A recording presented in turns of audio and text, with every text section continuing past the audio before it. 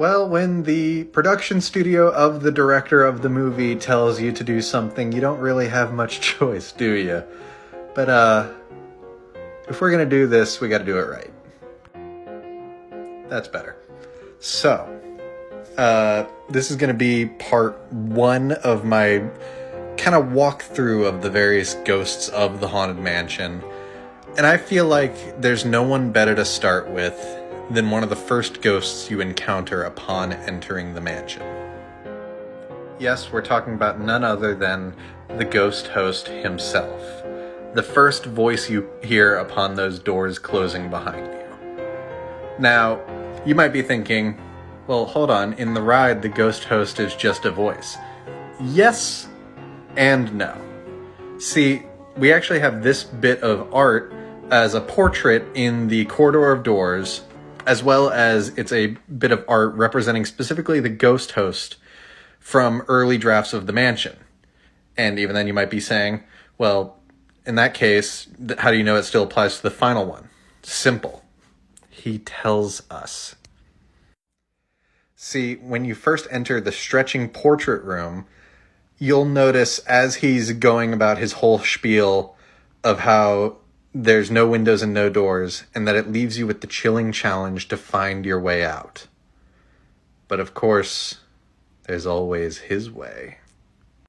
At that moment, lightning flashes, you hear a scream, and above you, you see a body hanging from the ceiling. This is the ghost host himself, implying that once upon a time he himself became trapped in the stretching room and was never able to find his way out.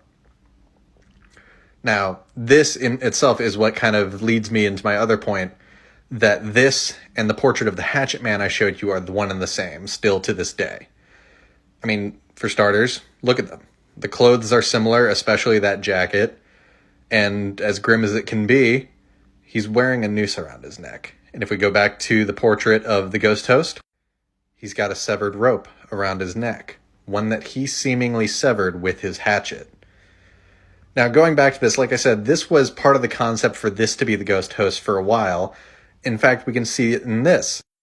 This larger but much more grisly piece of concept art for the same portrait, which in its notes was marked as being the ghost host. Now, a lot of this goes back to the earliest versions of the mansion, specifically the version revolving around the character of Captain Blood. See, back then, the ride wasn't going to be a ride at all. It was going to be a walkthrough attraction, one which you'd be led through by a butler of the mansion named Beauregard. Now, it's because of this, some people, myself included, as well as other Disney creator, unofficial Disney CEO, have taken to calling him Beau. But honestly, they've given him a dozen names over the years. In fact, a lot of fans suspect that the ghost host himself is Master Gracey, a recurring name thrown around a lot.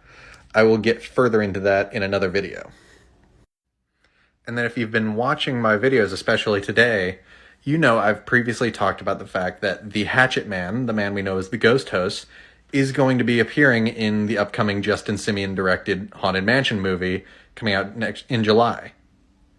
Here, he's represented in the tarot card, the Hermit, and his outfit's a little changed. He's in a bit of more tux, and in the portrait we see him in, his jacket's red.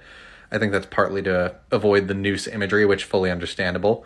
But other than that, he looks fantastic. They've captured that bulbous eye and made it really grotesque in a way that I find really interesting, and I can't wait to see his role further in the actual movie when it comes out.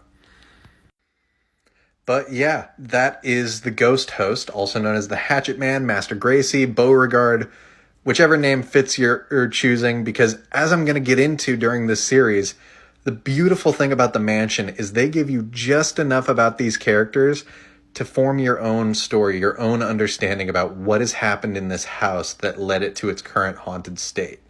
It's one of the beautiful things about this ride that I love seeing appreciated, is that the story is what you make it. They give you seedlings, little anecdotal pieces of evidence that you yourself take and combine into a story that makes sense to you. Tune in next time for when we go over further ghosts. I think it's time we follow the ghost host and fully enter into the stretching room. See you then.